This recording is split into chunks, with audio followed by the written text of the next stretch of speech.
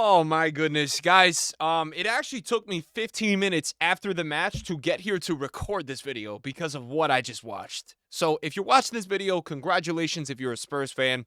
If you're a United fan, sorry. The fact of the matter is this game was absolutely horrible. I'm probably going to title this video, "This was the worst match of football I have personally ever watched." Now, going into this, I thought we were going to actually have a lot of goals in this one because of defensive mistakes. And man, was I reminded of what Spurs do in finals. However, I'm going to say this, man, and this is a big statement. I think Ainge absolutely shat all over Amorim today. All right. And we don't always go too in depth with the analysis here. You guys know that I like to give managers time. I know Amorim is new here, but I'm going to be honest, guys. He got shit on today. He got absolutely shit on. He got shit on by a banged up Spurs team who didn't have Bergvall, Kulusevski, Son not at his peak, James Madison. A lot of players of this Spurs team were not there today. I mean, we started with Richarlison out on the left, who looks like he was lost. Okay, Spurs managed to get their goal. Was it one of the worst goals you ever seen? Yes. But they created a chance. They got a goal. And they went and they tactically just destroyed Amorim today. I felt like Amorim waited way too late to make any changes. And I have to ask the question about this United team. Look, we could blame it on Amorim. We could blame it on whoever. I don't think Højlund, I'm not here to be overreactionary and tell you about how bad he is or how he's not where he should be. I don't think he fits this team. I don't think Højlund works in this team. Now, are you going to bring in a guy like Gyökeres and everything's going to change? No, because to be honest, in the first half, United really couldn't even connect in the midfield. Like Diallo, yes, he had a chance or two. I felt like United did not play to win this game. I watched this game and I said, why are they just crossing the ball to nobody? They would not even take a shot. Now, don't look at the stats. If you watch this game, the lack of effort both teams took to take a real shot on target, it was disappointing. It was so disappointing. And, United in this game, they never got in the flow. You saw a disaster class from Bruno, a guy that, you expect to be providing the highest tier of quality. He even, he didn't even know. He had nobody on him. He rushed the header first time where he could have taken a touch and shot and it probably would have gone in. So this was a nightmare match for United. Is there any positives in this match for United? Guys, as we said in the prediction for this video, whoever doesn't win the trophy here, it's a disaster. Both teams have had horrendously shit seasons. And guys, to be honest, it's very impressive to me that Spurs won this trophy today. I mean, you're going to look at Spurs now where Ainge, he said this quote, "Usually in my second season, I win things. Man, it's just looking cold." And then even Salah went on Twitter and said he did say he would win in his second season. Congrats. Bro, like Ainge is looking cold here and he's been really disrespected. And guys, Spurs at times over the seasons I have seen with Ainge have played nice football. They have had moments. Now, both these teams having disaster years, we've said. Spurs get their trophy. United, for me, the question mark here with United that I have, it's this inconsistency at this club. Like, they have not been able to get any consistency. They had zero passion tonight. Like, they went out there and looked like the moment, just they didn't even care. It wasn't one of those games where you watch a team and you say, wow, this team looks anxious or this team looks nervous.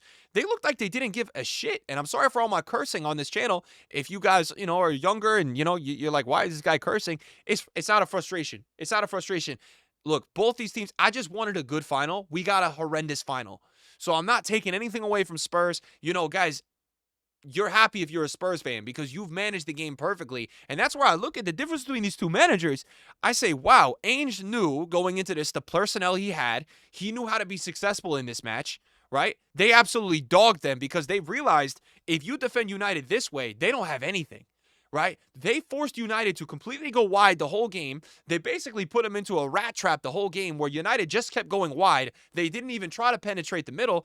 And Van der Ven, Romero, and Vicario all game were just eating up those crosses.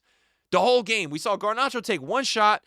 We never saw United really do much. We just saw United look so passive the whole match. They have a chance at the end where they connect one cross in the whole match, and it's right at Vicario, unfortunately. And then, you end the match where Garnacho and Casemiro are both trying to hit a freaking crazy bike, and, just doesn't work out. So, look, this was not meant to be this night for United. I expected so much more from Mason Mount. And, the frustrating thing if you're a United fan, this whole run in this competition, like, it's very rare that a team makes Europa League interesting. United have made this Europa League, even though they've been horrible this season, very interesting. It's been a fun run to follow. The way they did it against Lyon, that huge comeback at the end, like, there was so much that went into them getting to the final. And for them to just go out there and do what they did in the final, where is the disconnect? Because it feels like the players just don't give a fuck. I'll be honest. I'll be completely honest, guys. I mean, I felt like United's best player tonight was Dorgu. If you want to look at a positive. Guys, I'm disappointed in Amorim overall. And you know what? I'm not here because I know people on Twitter are saying, oh, no, it's so bad. We watch Goldbridge say, like, he's the Statue of Liberty. Bro, I'm going to be real with you guys. This game for me was on Amorim completely. Completely. And I know people don't want to be too harsh on him. He's supposed to come in here and really bring in this football style. I think they need to move on from Højlund because I'm not saying Højlund is the reason they didn't do well tonight. He's not helping them. Okay, his style, he still has to develop a lot. It doesn't look like this team is suiting him. They need to get themselves a technical, quick striker who can really link the play with Diallo and whoever else is in those positions. Because we watched the whole first half where they can't even connect with him. He's too isolated. He's just a physical hold-up striker, but he's not fitting the way they need to play. They need someone with a bit of pace. They need to see Xerxes healthy for a little bit. I don't know who's the signing they got to get. He's not helping them. Luke Shaw is done. All right? And respect to Luke Shaw because he has had moments in his career, especially for England, that we've seen him. He's done. He's done. I felt like out of everybody tonight, Luke Shaw was horrible, man. Horrible. He looks like he can't even run anymore. And is that his fault? Well, he's just going out there and trying his best. I look at it, I think Amorim has made a huge mistake. You know what? It's one thing you start a player in this game, but you don't make a change. Like Luke Shaw didn't even come off today.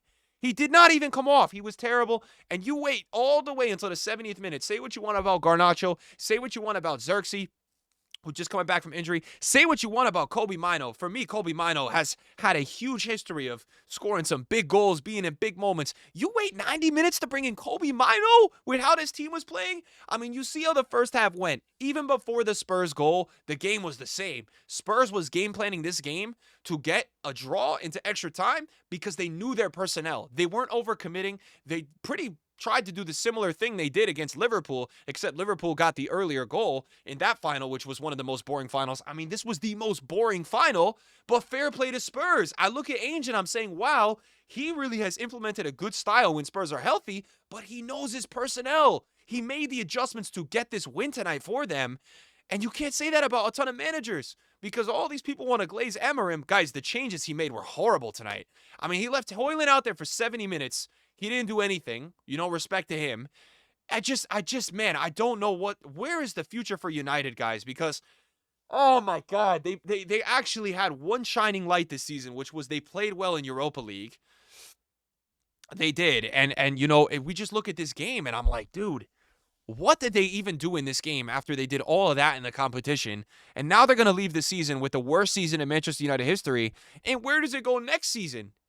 What's really going to change in this team next season? I mean, guys, are you thinking about that? Because I look at Spurs saying Spurs will not have this season they had this year, next season. And this season, they won a trophy. They won a Europa League final.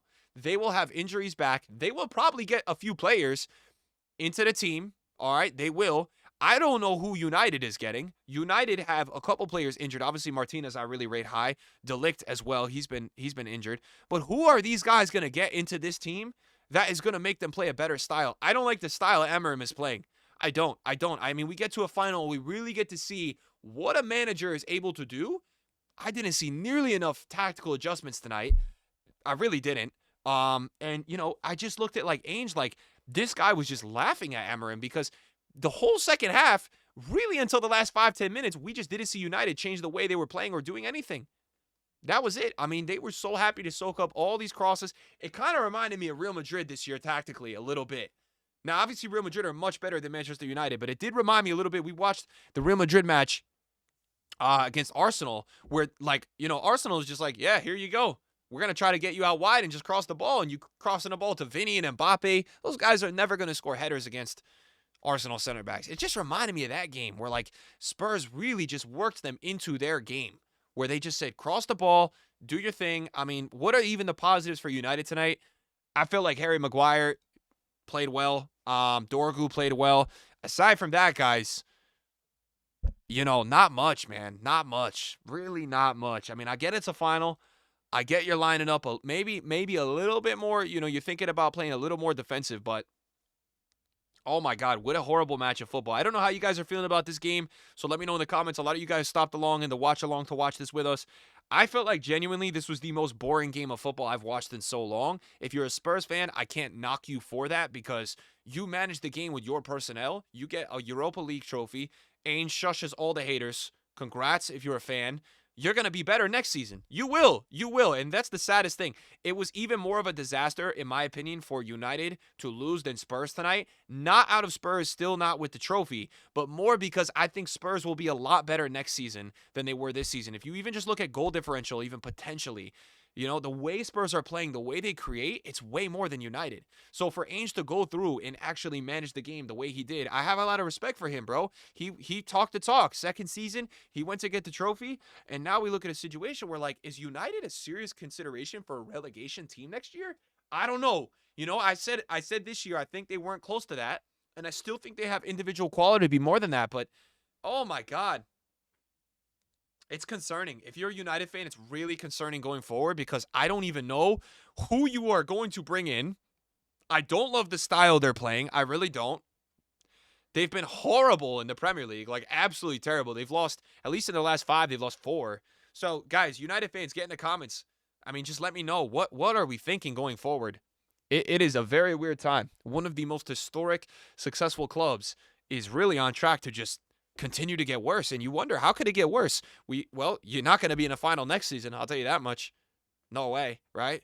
And, yeah, you were 14 points off relegation this season, but the way you're trending, it's not upwards. I'll tell you that.